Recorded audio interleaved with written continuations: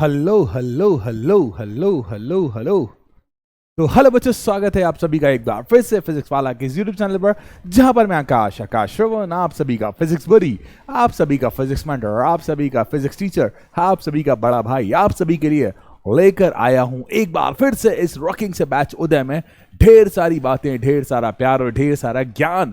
तो आज हम पढ़ेंगे जो कि हम बहुत दिनों से पढ़ते आ रहे हैं, उसी टॉपिक को आज कंक्लूड करेंगे और टॉपिक का नाम है गुरुत्वाकर्षण के कुछ क्वेश्चंस। ठीक है, क्योंकि नेक्स्ट क्लास में हम जो उदय की नेक्स्ट क्लास होगी ना, उसमें एनसीईआरटी के क्वेश्चन सॉल्व करने वाले हैं। ढेर सारे एनसीईआरटी के क्वेश्चन, ढेर सारे प्रश्नों को, ढेर सारे क्वेरीज को हम सॉल्व करेंगे। तो आज हम उस एनसीईआरटी के पैटर्न, उस एनसीईआरटी के क्वेश्चंस से मिलते जुलते कुछ क्वेश्चंस लेकर आए हैं। ठीक है, जो कि आपकी नॉलेज को प्लस करेंगे, जो कि आपके ज्ञान को बहुत बढ़ाएंगे, जो कि आपको आपको बताएंगे कि आपने इस चैप्टर में कितना पढ़ा, आपने इस चैप्टर में कितनी बातें करी, आपने इस चैप्टर से कितना सीखा।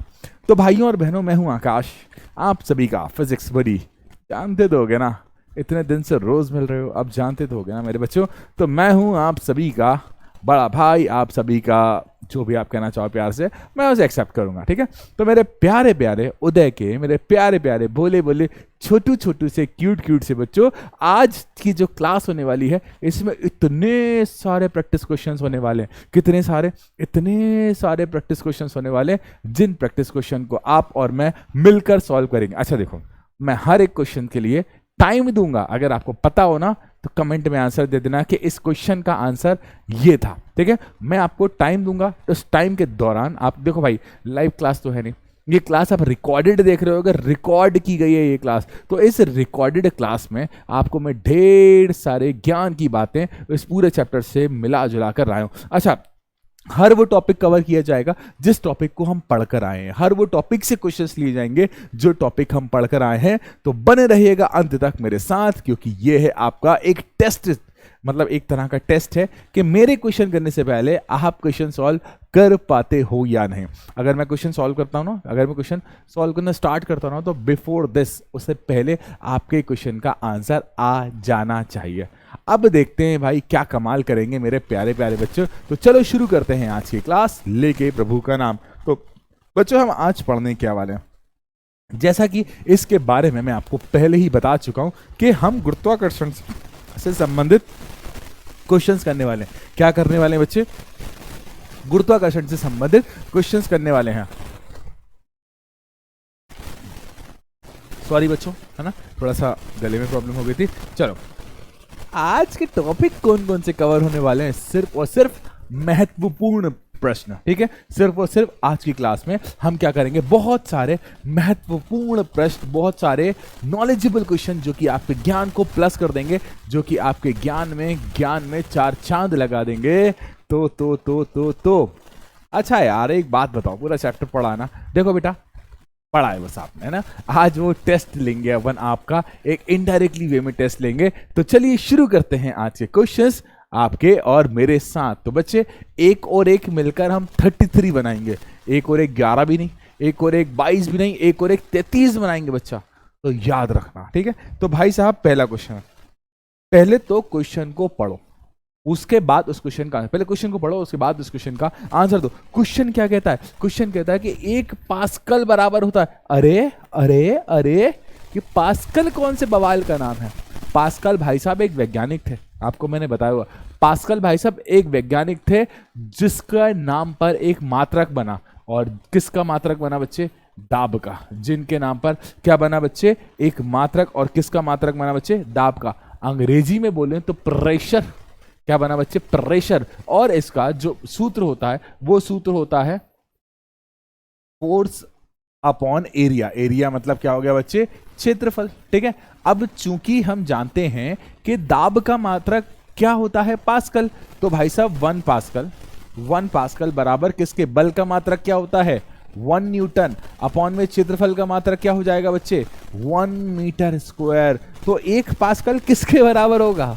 1 पास्कल किसके बराबर होगा? यन्न रास कला 1 पास्कला किसके बराबर होगा? तो 1 पास्कल किसके बराबर? यार आंसर तो हमारे सामने लिखा हुआ है, ए बी सी डी किसके बराबर होगा? अरे मेरे प्यारे बच्चों, A B C D A is the right answer. तो आप सभी को मिलते हैं आज के इस सही जवाब के आंसर देने की शर्त में आपको मिलता है एक अगला क्वेश्चन। ये लो, मुझे पता था, मैं जानता था, मुझे पता था कि आप लोग बड़ा खुश हो जाओगे, हमने क्वेश्चन का आंसर दे दिया। तो तुम्हें तोहफे में मिला है अगला क्वेश्चन। क्वेश्चन को पढ़ो, क्वेश्चन को पढ़ने के बाद फील करो और उस फील करने के बाद उस क्वेश्चन का आंसर लाओ। आंसर देना कमेंट में डालते जाना कि सेकंड क्वेश्चन का आंसर ये है। तो बच्चे देखो, इस संपर्क के क्षेत्रफल को कम करने पर दाब, अर्थात आपको दाब और क्षेत्रफल के मध्य संबंध बताना है। तो बच्चे देखो, प्रेशर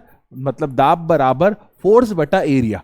इस सूत्र को हम टुकड़ों में देखें तो दाब समानुपाती है बल के, और यही दाब व्यस्त क्रमानुपाती है क्षेत्रफल के। यदि आप क्षेत्रफल बढ़ाओगे तो दाब का मान क्या होगा? कम। लेकिन अब क्वेश्चन क्या कहता है? क्वेश्चन को फील करना। क्वेश्चन कहता है क्षेत्रफल को हमने क्या करा है? कम करा है। क्षेत्रफल को कम करा तो ये व्यस्त क्रमानुपाती है, क्षेत्रफल कम होगा तो दाब का मान क्या होगा? ज्यादा।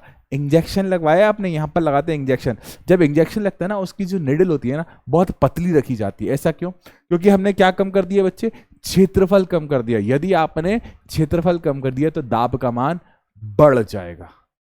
आंसर ए, बी, सी या डी? क्या होने वाला है इसका आंसर? ए ना? यही बोल रहे हो ना तुम लोग? ए बोल रहे हो ना? तो इसका जवाब होने वाला है ए। बिल्कुल सही कह रहे थे तुम लोग, जो लोग हाँ तुम ही से कह रहा हूं। तुम जो कह रहे थे ना सही जवाब ए होने वाला, बिल्कुल तुम ही से कह रहा हूं। अब अगले क्वेश्चन की तरफ बढ़ते हैं। क्या ये क्वेश्चन मुझे करना पड़ेगा? हाँ, क्या ये क्वेश्चन मेरे को करना पड़ेगा? क्वेश्चन है कि दो कणों के बीच गुरुत्वाकर्षण होता है, उनके बीच की दूरी को। ओ बवाल क्वेश्चन है, कमाल क्वेश्चन है। ये क्वेश्चन न्यूटन के सार्वत्रिक गुरुत्वाकर्षण के नियम से निकला है। अब याद करो सार्वत्रिक गुरुत्वाकर्षण का नियम कि बल जो होता है समानुपाती होता है। बल किसके होता है? समानुपाती होता है दो द्रव्यमान, जिन द्रव्यमान के मध्य बल लग रहा है उनके गुणनफल के, और यही बल उनके बीच की जो दूरी होती है उसके वर्ग के व्युत्क्रमानुपाती होता है। क्या होता है? अर्थात अगर मैं दूरी को दुगना बढ़ाऊंगा तो बल कितना गुना कम हो जाएगा? 4। दूरी को तिगना बढ़ाऊंगा तो बल कितने गुना कम हो जाएगा? 9। दूरी को 4 गुना बढ़ाऊंगा तो बल कितने गुना कम हो जाएगा? 16 गुना। याद रखना। तो किसी भी दो द्रव्यमान पिंडों के मध्य लगने वाला गुरुत्वाकर्षण बल, क्या? गुरुत्वाकर्षण बल दोनों के बीच की दूरी के, हाँ तुमने जो अभी बोला ना, अभी तुमने सही आंसर बोला ना, ए, बी, सी, डी। क्या सही जवाब है? बोलो क्या सही जवाब है? हाँ बिल्कुल सही, वर्ग के व्युत्क्रमानुपाती। मतलब जो दूरी है ना, उस दूरी का क्या करोगे बच्चे? वर्ग, और उसके क्या हो जाएगा बच्चे? व्युत्क्रमानुपाती। देखो मैं कितना पास आके आपको बता रहा हूँ, है ना? तो मेरे प्यारे प्यारे बच्चों, अगला जो क्वेश्चन है ना, अगला क्वेश्चन आपको कंफ्यूज करेगा। देखो कंफ्यूज कैसे करेगा? मैंने जब गुरुत्वाकर्षण पढ़ाया ना, तो आपको 2 जी के बारे में बताया। एक जी, ठीक है, एक जी कौन सा था? छोटा जी, ठीक है। एक जी कौन सा था? छोटा जी। और एक जी था बड़ा जी। तो छोटा जी जो है ये होता है गुरुत्वीय त्वरण। ये क्या होता है बच्चे? गुरुत्वीय त्वरण। और बड़ा वाला जी होता है, ये होता है सार्वत्रिक गुरुत्वाकर्षण नियतांक। इसे आसान शब्दों में कहें तो सार्वत्रिक स्थिरांक भी कहते हैं। अब बच्चा हिंट दे रहा हूं। तो जी का मान, छोटे वाले जी का मान मतलब गुरुत्वीय त्वरण का मान थोड़ा बहुत बदल सकता है, थोड़ा बहुत इसमें परिवर्तन हो सकता है। लेकिन बड़े वाले जी का मान कुछ भी कर लो नहीं बदल पाओगे। बड़े वाले जी का मान आप कुछ भी कर लो नहीं बदल पाओगे। तो इसी आधार पर आप पहले इस क्वेश्चन का आंसर दो। क्वेश्चन कहता है कि सार्वत्रिक स्थिरांक अर्थात कैपिटल जी, सार्वत्रिक स्थिरांक अर्थात कैपिटल जी का मान क्या ये वस्तु के द्रव्यमान पर निर्भर करता है? क्या ये वस्तु के द्रव्यमान या दूरी से स्वतंत्र होता है? क्या ये मापने की विधि पर निर्भर करता है, या किन्हीं दो वस्तुओं के लिए नियत रहता है? मैंने इस क्वेश्चन को करने से पहले आपको हिंट दिया कि आप कितना ही कुछ कर लो, कितनी ही कुछ मेहनत कर लो, इस ब्रह्मांड के हर कोने पर सार्वत्रिक गुरुत्वाकर्षण नियतांक अर्थात सार्वत्रिक स्थिरांक जो है ना, वो सदैव नियत रहता है। सदैव कैसा रहता है बच्चे? नियत रहता है। दो पिंडों के मध्य जो बल लग रहा है वो बल जो होगा m1 m2 by r², वो गुणनफल में किसके होगा बच्चे? कैपिटल जी के। आपने सूत्र याद करा हुआ, सूत्र ऐसा था बच्चे, F प्रोपोर्शनल m1 m2 बटे में दूरी का स्क्वायर। तो हमने क्या हटाया? प्रोपोर्शनल, और जो प्रोपोर्शनल हटाकर क्या लगाया बच्चे? जी। ठीक है, तो जी क्या है बच्चा? यही जी है, यही जी है सार्वत्रिक गुरुत्वाकर्षण नियतांक, जैसे सार्वत्रिक स्थिरांक भी बोलते हैं। सही जवाब दे रहे हो तुम, जो तुम बोल रहे हो ना कि सर डी सही जवाब है, यही बोलना चाह रहे हो ना, तो बिल्कुल सही बोल रहे हो कि डी क्या है बच्चे, इसका मान दो पिंडों के लिए सदैव कैसा रहता है बच्चे, नियत रहता है। सदैव कैसा रहता है बच्चे, नियत रहता है। सदैव कैसा रहता है बच्चे, नियत रहता है। याद रखना, इसका मान सदैव कैसा रहता है बच्चे, नियत रहता है। इस बात का ध्यान रखना। बच्चा क्वेश्चन पढ़ो। देखो भाई, ये जो क्वेश्चन है ना स्टार्टिंग के थोड़े इजी रखे जाते हैं। पता है ऐसा क्यों? क्योंकि जब हम इजी क्वेश्चंस का आंसर देते हैं ना, तो हमारे दिमाग को बड़े अच्छे वाइब्स आते हैं, हमारा दिमाग खुश हो जाता है, हमारे दिमाग में खुशी की लहर दौड़ जाती है। और जब खुशी की लहर दौड़ती है तो दिमाग इतना खुश हो जाता है, इतना खुश हो जाता है, इतना खुश हो जाता है कि वो हर क्वेश्चन को अच्छी तरह से करने लगता है। हमारे दिमाग का कॉन्फिडेंस बढ़ जाता है, और हमारे दिमाग का कॉन्फिडेंस बढ़ जाता है ना, आप यकीन मानो एग्जाम हॉल में भी सबसे पहले उन क्वेश्चंस को देखना जो क्वेश्चंस तुम्हें आते हैं। जैसे एग्जाम हॉल में क्वेश्चंस है भाई, देखो अगर 50 क्वेश्चन आ गए तो ईश्वर ना करे, पर एक आध क्वेश्चन ऐसा हो जाता ना, ये टफ है, ये शायद मुझे नहीं आता, तो पहले उन क्वेश्चन की तरफ देखो, ये अरे यार ये आता है मुझे, अरे यार ये आता है मुझे, अरे यार ये आता है मुझे। इससे आप अपने कॉन्फिडेंस को बूस्ट करोगे, इससे आप अपने कॉन्फिडेंस को बिल्ड करोगे। तो ये बातें कुछ ट्रिक्स होती हैं, कुछ चीट ट्रिक्स होती हैं अपने आप के कॉन्फिडेंस को बढ़ाने के लिए। तो पहले इजी क्वेश्चन सॉल्व करा करो, जिससे आपका माइंड फ्रेश हो जाएगा, आपका माइंड एक्टिव हो जाएगा, और जैसे आपका दिमाग एक्टिव होता है आप अलग अलग लेवल के क्वेश्चन को सॉल्व कर सकते हो। पहले इजी, फिर थोड़े एवरेज, फिर टफ क्वेश्चन पर आओ, जिससे आपको एक तो रिवाइज होते जाएंगे टॉपिक, और दूसरा आपके कॉन्सेप्ट बढ़ते जाएंगे। अब भाई साहब क्वेश्चन क्या कहता है? क्वेश्चन कहता है कि ऊपर फेंकी हुई वस्तु का त्वरण की दिशा। तो एक सतह है, एक सतह से आपने किया क्या, एक बॉल को फेंक दी। ये लो, इस आकार की एक बॉल है, ये बॉल तो नहीं है, आपने एक पहाड़ को फेंक दिया। पहाड़ को कहाँ फेंक दिया भाई साहब? ऊपर फेंक दिया। पहाड़ को कहाँ फेंक दिया बच्चे? ऊपर फेंक दिया। पहाड़ को कहाँ फेंक दिया बच्चे? ऊपर फेंक दिया। तो इस स्थिति में आप गुरुत्वाकर्षण त्वरण का मान क्या लेते हो? -g। आप क्या लेते हो? -g। और यदि यही वस्तु नीचे की तरफ गिर रही होती तो आप क्या लेते बच्चे? +g। आप ऐसे ही कुछ करते हो ना, यदि गुरुत्वाकर्षण के विरोध में कोई वस्तु जा रही है तो इस स्थिति में हम गुरुत्वाकर्षण त्वरण का मान कैसा लेते हैं? निगेटिव लेते हैं। अच्छा, निगेटिव लेते हैं, इससे क्या पता चलता है? निगेटिव लेते हैं, इससे क्या पता चलता है? इससे पता चलता है कि जो गुरुत्वाकर्षण नियतांक है ना, वो कैसा है, हमारे जो गति है, तो गति है ऊपर की तरफ जो गति है उसके विरोध में है। अर्थात यदि वस्तु ऊपर जा रही है तो गुरुत्वाकर्षण त्वरण की दिशा कैसी होगी? नीचे की तरफ होगी। अर्थात हाँ, सही कह रहे हो। B is the right answer, B हमारा सही जवाब है। यदि किसी वस्तु को आप ऊपर फेंकते हो तो वो वस्तु पर गुरुत्वाकर्षण त्वरण नीचे की तरफ लगता है, तभी तो आप इसे माइनस में पुट करते थे। याद करो गति के समीकरण में हमने ये चीज करी हुई है। चलो मेरे प्यारे बच्चों, अब भाई साहब देखो, एक बात याद रखना, किसी भी वस्तु को ऊपर जाने में जितना टाइम लगता है, नीचे आने में भी उतना टाइम लगता है। यदि वस्तु ऊपर तेजी से जाती है ना, तो वो नीचे भी तेजी से आएगी। इन सभी बातों में हम वायु का जो प्रतिरोध है उसको इग्नोर करते हैं। वायु के प्रतिरोध को क्या करते हैं बच्चे? इग्नोर करते हैं। तो यदि कोई वस्तु ऊपर जिस गति से जाती है, नीचे भी उसी गति से आएगी। इस बात का ध्यान रखना। यदि कोई वस्तु ऊपर जिस गति से जाती है उसी गति से, अच्छा ये गति को 1 मिनट के लिए साइड में रख देते हैं अपन। यदि कोई वस्तु जितनी देर में ऊपर जाती है उतनी देर में नीचे आती है। क्या बोला? जितनी देर में ऊपर जाती है उतनी देर में क्या आती है? नीचे आती है। ऊपर जाने का जो टाइम होता है टाइम ऑफ एलिवेशन, और नीचे आने का जो टाइम होता है that is time of depression, are always equal. क्या बात कर रहे हो सर? ये बात कर ही क्यों रहे हो? इस बात का कोई वजूद है? इस बात का कोई अस्तित्व है? इस बात का कोई कारण है? हाँ, इस बात का वजूद है, इस बात का कारण है, और कारण और वजूद है आपका अगला क्वेश्चन। अगला क्वेश्चन कहता है कि किसी वस्तु को ऊपर फेंकने पर यह समय t1 समय तक ऊपर जाती है। तो भाई साहब आपने किसी वस्तु को जमीन से या फिर सतह से कहां फेंका है? ऊपर की ओर। तो ये वस्तु कितनी देर तक जाती है? t1 तक। कहां तक जाती है बच्चे? t1 तक जाती है। अब ये नीचे लौट जाती है, नीचे लौटने में इसको समय कितना लगता है बच्चे? t2। अब बताइए कि क्या t1 बड़ा है, क्या t1 बड़ा है, या t1 छोटा है, या t1 t2 बराबर है, या t1 t2 is not equal.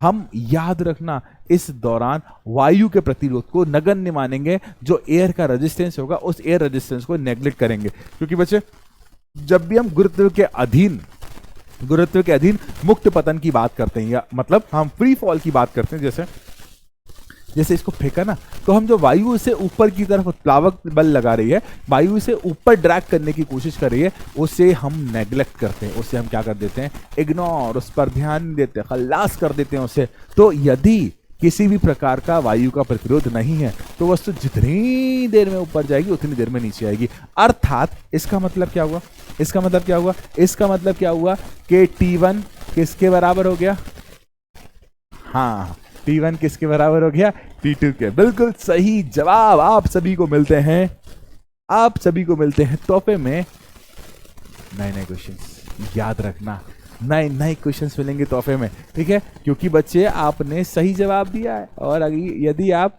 सही जवाब देते हो, यदि आप सही जवाब देते हो तो अगला क्वेश्चन मिलता है। क्वेश्चन पढ़ो, क्या है बच्चे कि न्यूटन के गुरुत्वाकर्षण के नियम, न्यूटन के जो गुरुत्वाकर्षण का नियम था ना, अर्थात F proportional m1 m2 upon r square, क्या इसको आप प्रयोगशाला में जांच कर सकते हो? क्या आप, ये सत्य है लेकिन इसकी जांच नहीं हो सकती, ये पृथ्वी पर के लिए ही सही है, केवल ब्रह्मांड में ही सही है। बेटा आपको एक बात बताऊं, बेटा आपको एक बात बताऊं, ये ब्रह्मांड के हर पिंड पर लगता है। इसके अलावा यदि आप न्यूटन साहब ने जो नियम दिया ना, न्यूटन साहब की कैलकुलेशन आज तक इस यूनिवर्स में किसी की नहीं रही, आज तक उनके जैसी कैलकुलेशन इस पूरे यूनिवर्स में किसी की नहीं रही। तो उन्होंने जो कैलकुलेशंस करी है ना, वो ऐसा नहीं कि सिर्फ हमारे ब्रह्मांड में लगेगी, समस्त ब्रह्मांड जितने ब्रह्मांड है ना, उन सभी के लिए ये वैलिड है। तो यार केवल ब्रह्मांडों में ही सही है, इसके अलावा अगर और कोई जगह भी होगी ना तो वहां भी, हाँ वो एक अलग बात है कि ब्लैक होल में कुछ और कहानी हो जाए, लेकिन ये ब्रह्मांड में, अब यार न्यूटन साहब का नियम सत्य है लेकिन इसकी जांच नहीं हो सकती, यार इसकी जांच तो हो सकती है। ये पृथ्वी के लिए सही है, नो, केवल ब्रह्मांडों में ही सही है, नो, ये मतलब किसी ब्रह्मांड में किसी और पिंड की भी बात करेंगे ना तब भी ये सत्य है। अब जो न्यूटन साहब का नियम है ना, इस न्यूटन साहब का नियम है ना, उस न्यूटन साहब के नियम की जांच प्रयोगशाला में हो सकती है। अरे बेटा आप बात कर रहे हो किसकी, नियम की, आप क्या कर रहे हो बच्चे, नियम की। आप दो एकांक जो कैपिटल जी का मान निकाला ना, कैपिटल जी का जो मान निकाला है ना, वो भी एक प्रयोगशाला के एक्सपेरिमेंट की मदद से निकाला गया था। जैसा कि मैंने आपको बताया था कि दो पिंड हैं जिनका एकांक द्रव्यमान है और उन दोनों पिंड के मध्य दूरी 1 मीटर है, तो उनके मध्य लगने वाला बल ज्ञात किया था, और वही बल किसने ज्ञात किया था, नाम बता देना कमेंट में।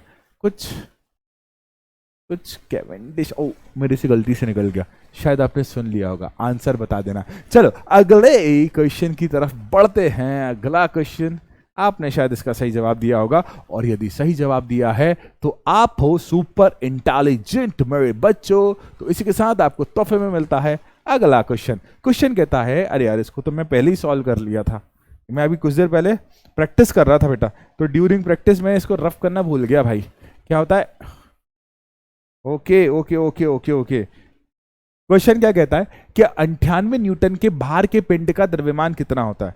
क्या बोला, 98 न्यूटन के भार का। अरे यार आपने आंसर देख लिया होगा यार, वो क्या होता है, बिफोर सॉल्व करके देख रहा होगा मैं क्वेश्चन। अरे यार फिर भी नहीं दे पाओगे सही जवाब, फिर भी नहीं दे पाओगे सही जवाब। अब देखो क्या कहता है कि भाई साहब इसने कहा कि 98 न्यूटन का भार के पिंड का द्रव्यमान कितना होता है। तो भार का सूत्र क्या होता है, mg।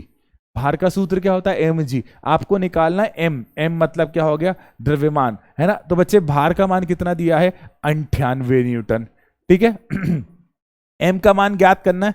क्या आपको g का मान पता है, क्या आपको g का मान पता है, क्या आपको g का, छोटे वाले g का मान पता है, जल्दी बता दो, क्या आपको जी का मान पता है, हाँ या ना में लिखो। अरे यार लाइव क्लास नहीं है यार, भूल जाता हूं, क्या आप आंसर दोगे। तो बच्चा जी का मान 50, 60, 70, ओवर एक्टिंग कर लूं थोड़ी सी, 80, 200, 400, माँ मुझे कुछ दिखाई नहीं दे रहा है माँ, इसका जो होगा 9.8। तो मेरे प्यारे बच्चों एम का मान कितना आ जाएगा, 98/9.8, ठीक है बच्चा।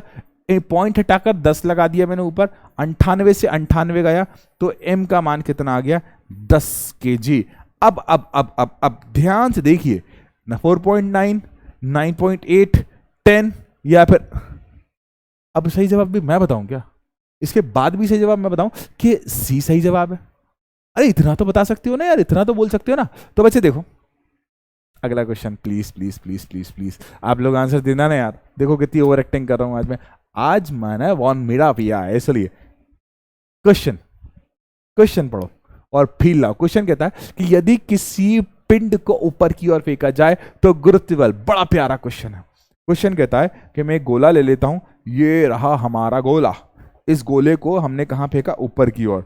इस गोले को नहीं गोले को नहीं, मतलब गोले से किसी वस्तु को ऊपर की ओर फेंका, ठीक है। तो ये रही वस्तु, इस वस्तु को कहां फेंका, ऊपर की तरफ, ठीक है। और वस्तु को हम ले लेते हैं कुछ और आकार की, तो ये ले ली हमने वस्तु, ठीक है।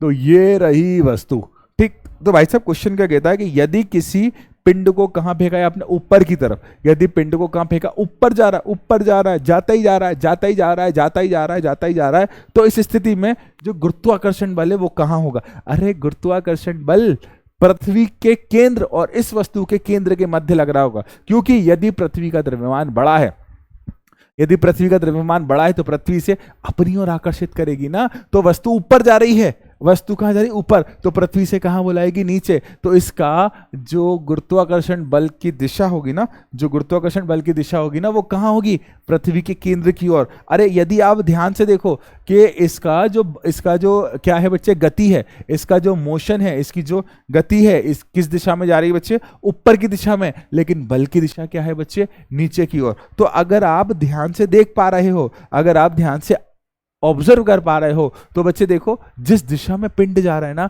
उस दिशा के विपरीत गुरुत्वाकर्षण बल लग रहा है। आंसर बता दो कि क्या ए, क्या बी, क्या सी या D. A B C D E F G H, इनमें से सही जवाब क्या है। तो आपका सही जवाब है कि दिशा गति की दिशा के विपरीत होगी। और तो आप सभी को मिलते हैं 5 करोड़ रुपए, और जब मिल जाएं तो आधे मुझे भी दे देना, ठीक है। मुझे पता था कि तुम लोग पैसे मिल जाएंगे तो मुझे भूल जाओगे, इसलिए मैंने पहले कह दिया कि आधे ही मुझे भी दे देना। पानी पी लूं? हाँ, थोड़ी ओवर एक्टिंग ज्यादा कर रहा हूं ना यार, क्या है, अकेले रहते हैं यार, मतलब अकेले रूम में रहते हैं, अपने आप को इंटरटेन करने के लिए आप ही से बातें कर लेते हैं, अपने आप को देख के अपने आप से बातें करते रहते हैं, बस यही खुशी है। आप लोग थोड़ी देर बाद देखोगे और खुश हो जाओगे, सर पकड़ा गए, सर पागल हो गए, सर पता नहीं कहाँ कहाँ की हरकतें कर रहे हैं। तो भाई साहब अगला क्वेश्चन पढ़ो। अगला क्वेश्चन क्या कहता है कि जब किसी वस्तु को विषुवत रेखा से ध्रुवों की ओर ले जाया था, बड़ा प्यारा क्वेश्चन है। जब किसी वस्तु को ध्रुव की ओर ले जाया जाएगा, कहां पर, ध्रुव। अरे पृथ्वी के ध्रुव कितने होते हैं, आंसर दो। पृथ्वी के ध्रुव कितने होते हैं, अंग्रेजी में बोलते हैं पोल। क्या कहते हैं बच्चे, पोल। पृथ्वी के ध्रुव कितने होते हैं, पोल होते हैं। तो भाई साहब एक पोल होता है उत्तरी पोल और एक होता है दक्षिणी पोल। क्या होता है, एक उत्तरी ध्रुव होता है और एक कौन सा होता है, दक्षिणी ध्रुव होता है। एक होता है, एक भौगोलिक पोल होते हैं और एक जो होते हैं चुंबकीय पोल होते हैं, ठीक है। तो मैं यहां पर, ये रहा एन और ये रहा एस। तो भाई साहब हम बात कर रहे हैं किसकी कि यदि किसी वस्तु को विषुवत रेखा से ध्रुव की ओर ले जाया जाता है, तो भाई साहब ध्रुव की ओर ले जा रहे हो, कहां ले जा रहे हो उसको, ध्रुव की ओर। तो ध्रुव की ओर जो होता है, क्या होता है, अब पहले सूत्र सुनना। गुरुत्वाकर्षण का जो सूत्र होता है F = Gmm/r², Gm1m2/r²। अब जो गुरुत्वाकर्षण बल का मान है वो पृथ्वी के चुंबकित्व पर डिपेंड करता है। किस पर डिपेंड करता है, चुंबकत्व पर डिपेंड करता है। और जो पृथ्वी के ध्रुव होते हैं ना, नॉर्थ एंड साउथ, इन जगहों पर पृथ्वी के चुंबकत्व का मान सबसे अधिक होता है। क्या बोला, इस जगह पर पृथ्वी के चुंबकत्व का मान सबसे अधिक होता है। और यदि पृथ्वी के चुंबकत्व का मान अधिक है तो क्या होगा, अरे पृथ्वी के चुंबकत्व का मान मतलब पृथ्वी के गुरुत्वाकर्षण का मान बहुत अधिक है। तो आपका वजन, आपका वेट किस कारण से है, आपका वेट किसके कारण से है, गुरुत्वाकर्षण के कारण से। किसके कारण से बच्चे, गुरुत्वाकर्षण के कारण से। यदि गुरुत्वाकर्षण दमदार हो गया, यदि गुरुत्वाकर्षण मतलब जो पृथ्वी का ग्रेविटेशनल पुल है, वो ग्रेविटेशनल पुल ज्यादा स्ट्रांग हो गया, तो आपका वजन भी क्या हो जाएगा, ज्यादा हो जाएगा। और यदि पृथ्वी का गुरुत्वाकर्षण पुल कम हो गया तो आपका वजन कैसा हो जाएगा, कम हो जाएगा। तो याद रखना, ये पृथ्वी का जो गुरुत्वाकर्षण पुल है वो आपके वजन को निर्धारित करता है। आपको थोड़ा सा भारी लगेगा, आपको कैसा लगेगा बच्चे, भारी लगेगा, यदि आप उत्तरी ध्रुव पर हो या फिर दक्षिणी ध्रुव पर हो। इस बात को याद रखना। अर्थात जब हम ध्रुव पर जाते हैं ना, तो इस स्थिति में आपका वजन क्या हो जाता है बच्चे, मैंने बोला ना क्या जवाब आएगा? बोला ना तुम लोगों से, बढ़ता है घटता है, तेजी से घटता है, ना बढ़ता है ना घटता है। हाँ, ए इज द राइट आंसर। ए क्या है बच्चे? सही जवाब है। तो भाइयों और बहनों, अगले क्वेश्चन की तरफ बढ़ते हैं। क्वेश्चन को बहुत अच्छे से पढ़ना। इस क्वेश्चन को पढ़ने से पहले मैं आपको कुछ ये बातें याद दिलाऊंगा कि द्रव्य में पूर्णता या अंशतः डूबी वस्तु के भार में आभासी कमी। भाई साहब, आप किसी वस्तु को जब पानी में डुबाते हो, कहां डुबाते हो? पानी में डुबाते हो। आप किसी वस्तु को जब पानी में डुबाते हो ना, तो आप कभी स्विमिंग पूल में तैरे होगे, आप कभी तालाब में तैरे होगे, कभी नदी में गए होगे, ठीक है? जब आप तालाब और नदी में जाते हो ना, तो आपको थोड़ा सा हल्का फील होता है। वैसा वाला हल्का नहीं, कि वैसा हल्का नहीं, मतलब आपको ऐसा लगता है कि वजन थोड़ा सा कम हो गया। ऐसा होता है ना, आपको कैसा लगता है? थोड़ा सा वजन कम हो गया। ये जो नियम है ना, ये जो आपके वजन में कमी है ना, वो वजन में कमी एक नियम को फॉलो करते हुए आगे बढ़ती है। और वो फॉलो करने वाला नियम कौन सा है? आर्किमिडीज का प्रिंसिपल। जैसा कि मैंने बताया था कि आर्किमिडीज एक बहुत ही बड़े राजघराने के वैज्ञानिक थे। तो उस राजघराने के वैज्ञानिक नहा रहे थे, नहाने के दौरान जब वो टब में, बाथ टब में, भाई राजघराने के थे, राजघराने के कार्यकर्ता थे, राजघराने के वैज्ञानिक थे, तो टब में जैसे ही वो लेटे, पानी निकला। जैसे ही पानी निकला ना, तो उनको मिरेकल फील हुआ, उनको चमत्कार फील हुआ, और यहां से उन्होंने एक नए नियम का, नए सिद्धांत को बनाया था, जिसे बोला जाता है आर्किमिडीज का सिद्धांत। वो सिद्धांत कुछ ऐसा था कि यदि आप किसी वस्तु को, आपने ये किया होगा है ना, यदि आप किसी वस्तु को हम पानी में डुबा देते हैं, पहली बात तो आयतन परिवर्तित होता है, ठीक है?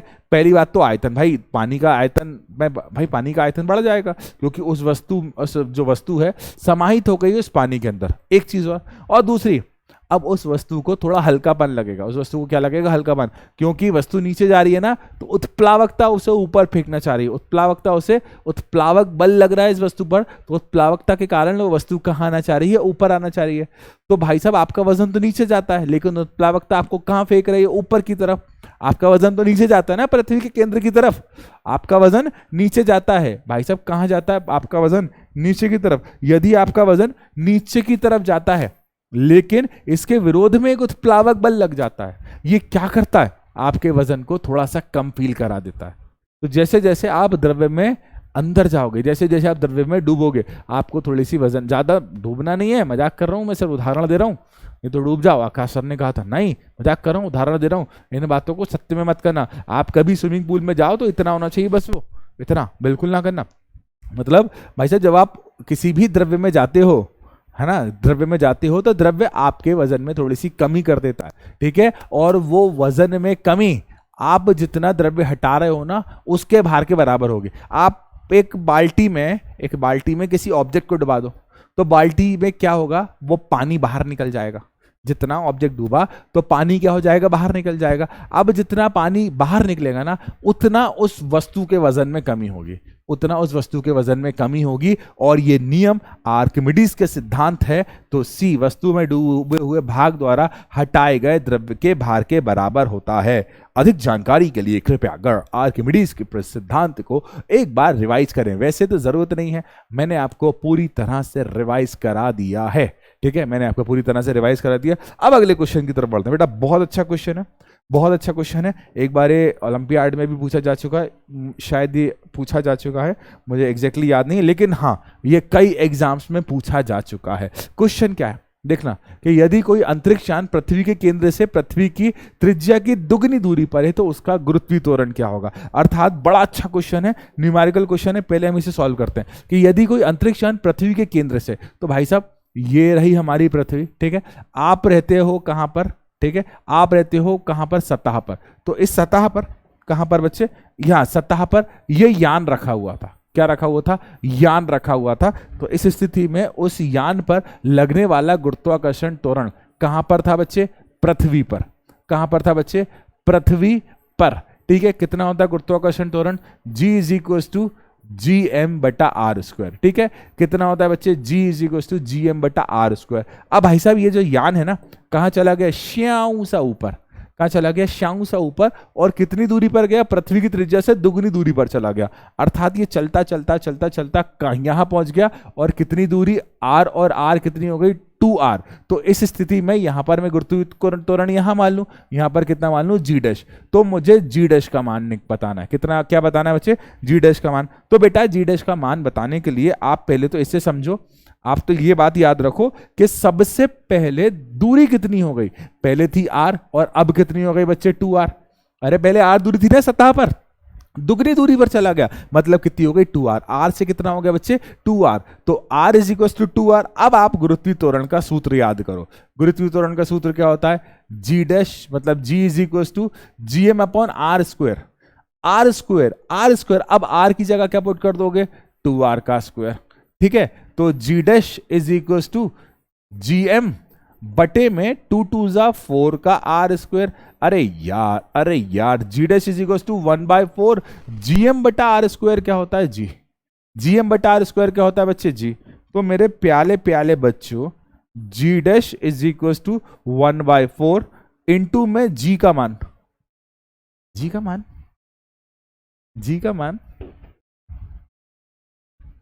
सोच क्या रहे बताओ, g का मान क्या होता है।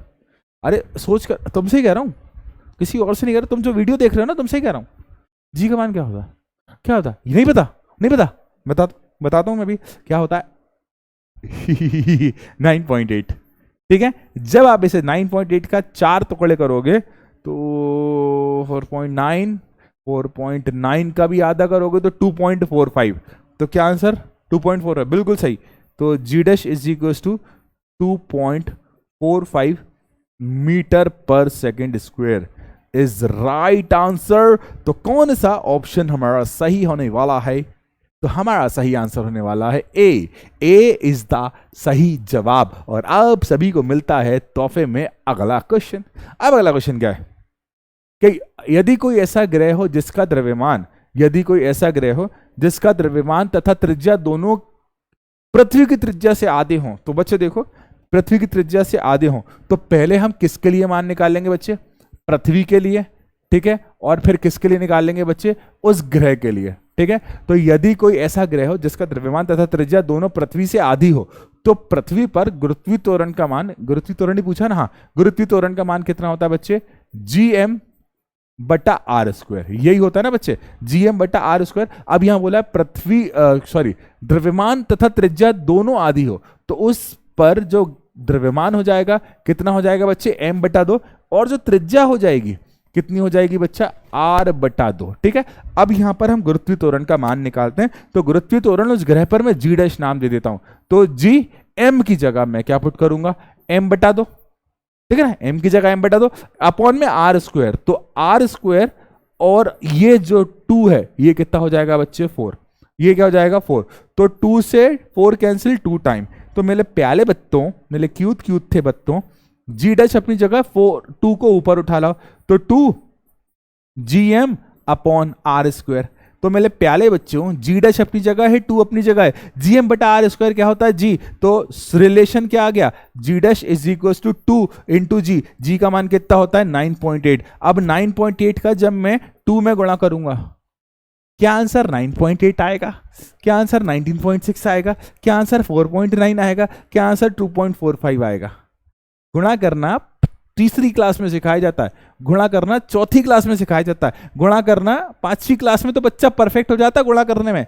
तो मेरे प्याले 9वीं क्लास के प्याले छह बच्चों 19.6 क्या आंसर आएगा, यहां लिख देता हूं 19.6 मीटर बटा सेकेंड स्क्वायर। तो it means B is the right answer.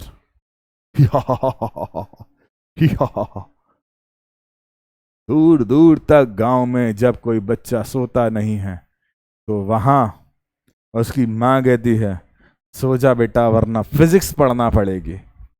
दूर दूर तक गांव में जब कोई बच्चा सोता नहीं है ना, उसकी मां कहती बेटा सो जा वरना तुझे क्या पढ़ना पड़ेगी, फिजिक्स। तो इसी बात को ध्यान में रखते हुए, इसी बात को मानते हुए, जानते हुए, पहचानते हुए, सोचते हुए, समझते हुए, इतना याद रखना, बड़ा प्यारा क्वेश्चन आएगा अगला जिसका आंसर आप दोगे कि पृथ्वी की सतह पर गुरुत्वीय त्वरण और चंद्रमा की सतह पर गुरुत्वीय त्वरण का अनुपात कितना होगा। मैं आपको हिंट दे देता हूं कि पृथ्वी की सतह पर अगर आप गुरुत्वीय त्वरण जी लेते हो तो चंद्रमा की सतह पर क्या हो जाएगा बच्चे जी डैश, और ये कितना हो जाएगा बच्चे g/6। पृथ्वी की सतह के गुरुत्वीय त्वरण का 6 गुना कम होता है। कितना होता है? अब आपको क्या करना है, पृथ्वी की सतह पर गुरुत्वीय त्वरण अर्थात जी, और चंद्रमा की सतह पर गुरुत्वीय त्वरण अर्थात जी डैश। ठीक है, तो जी की जगह जी रहने दो और जी डैश का मान कितना पुट कर देंगे, ए जी ओ जी की जगह 6, 6 से 6 गया तो जी बटा जी डैश। क्या आंसर आ गया? 6/1। ये तो मैंने ही सॉल्व कर दिया। कितना बड़ा पाप हो गया मुझसे। तो मेरे प्यारे बच्चों, डी सही जवाब आया।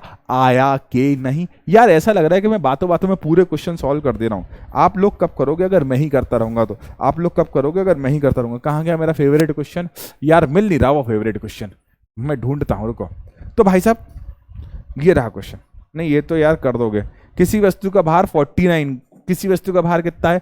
49, तो उसका द्रव्यमान कितना होगा? ही भाई भार का मान कितना दिया है? 49 न्यूटन। द्रव्यमान निकालना है m, द्रव्यमान निकालना है m, तो भार का सूत्र क्या होता है? W is equals to mg। भार का मान कितना दिया है? 49। m निकालना है, g का मान 9.8, तो बेटा 49 अपॉन में 9.8 इज इक्वल्स टू m। अब मुझे इसे सॉल्व करना है, तो बेटा देखो पॉइंट हटाकर ऊपर 10 लगाया, 49 से 98 जान दो 2 टाइम, 2 से 10 जान दो 5 टाइम, तो मास मतलब द्रव्यमान का केजी, द्रव्यमान का मान कितना आया?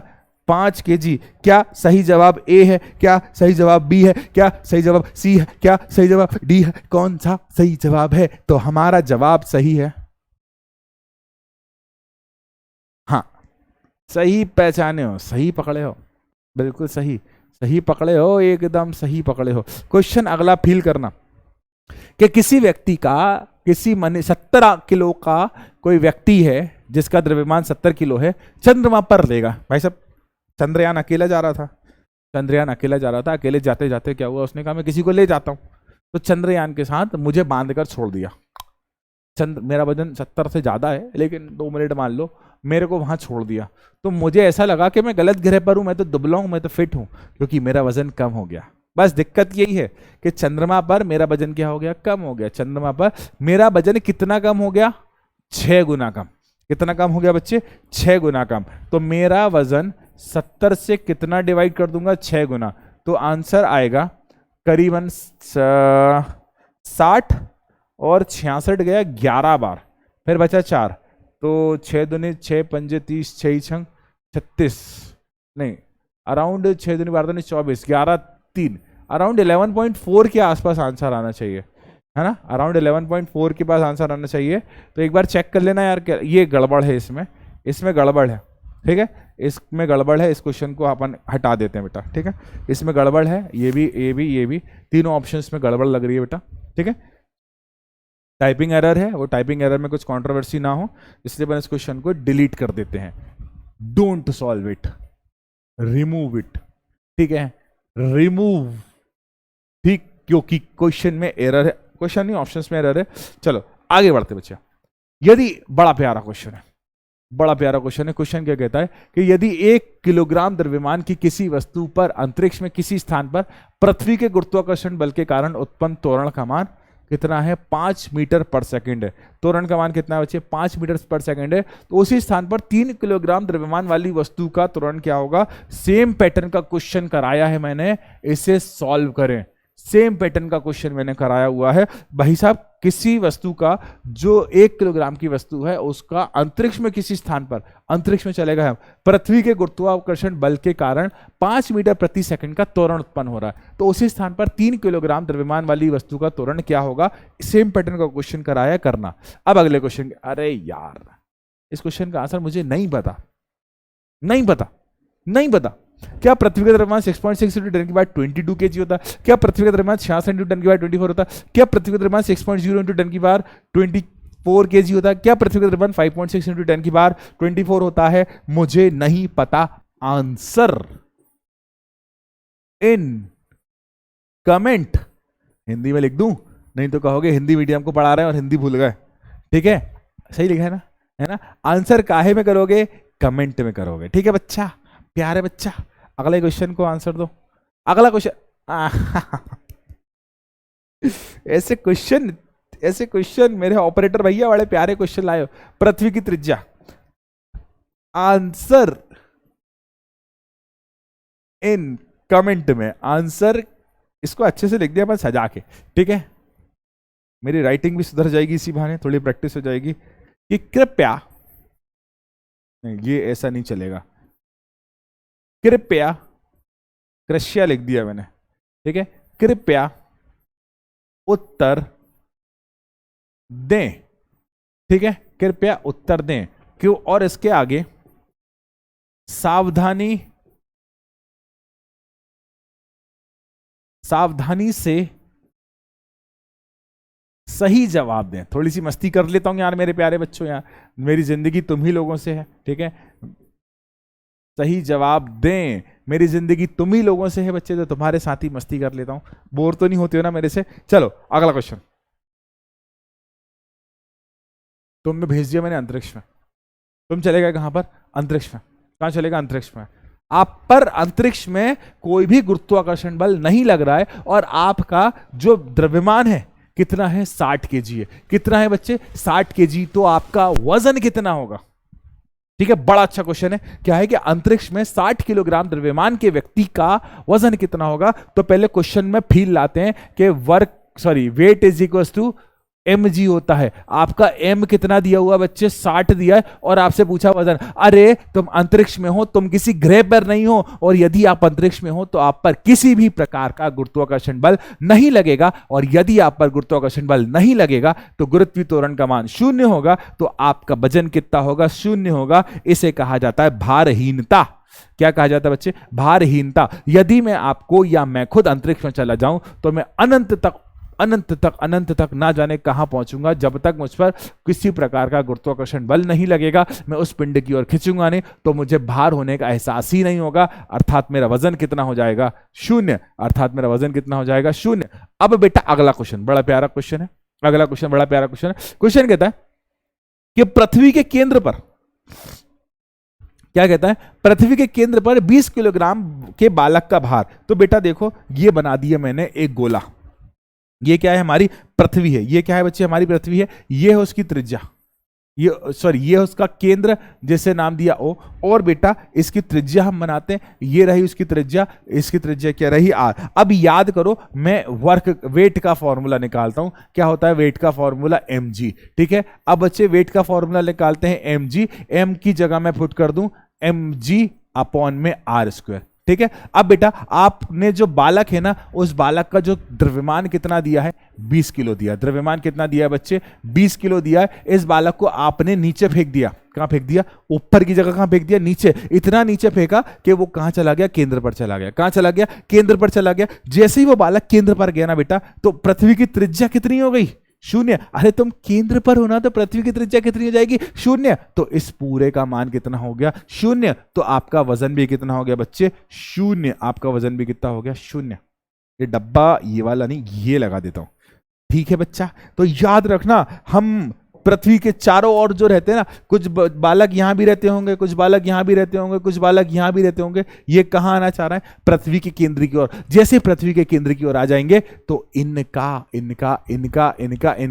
वजन, इनका जो वेट है वो कितना हो जाएगा? 0 हो जाएगा। इसी के साथ हम बढ़ते हैं अगले क्वेश्चन की तरफ, जो क्वेश्चन मैं पहले करा चुका हूं। इस क्वेश्चन का आंसर मुझे नहीं आता कि यदि किसी पिंड को ऊपर की ओर फेंका जाए तो गुरुत्व, रिपीटेड क्वेश्चन है, सॉल्व इट।